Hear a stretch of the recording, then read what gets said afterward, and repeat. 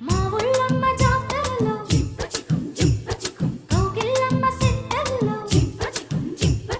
ఒళ్ళోకొచ్చి పడతావని ఒళ్ళంతా కళ్ళు చేసి నీ కోసం ఎదురు చూస్తున్నావో సారే బయట జంక్షన్లు జోరే ఎక్కువ టెన్షన్లు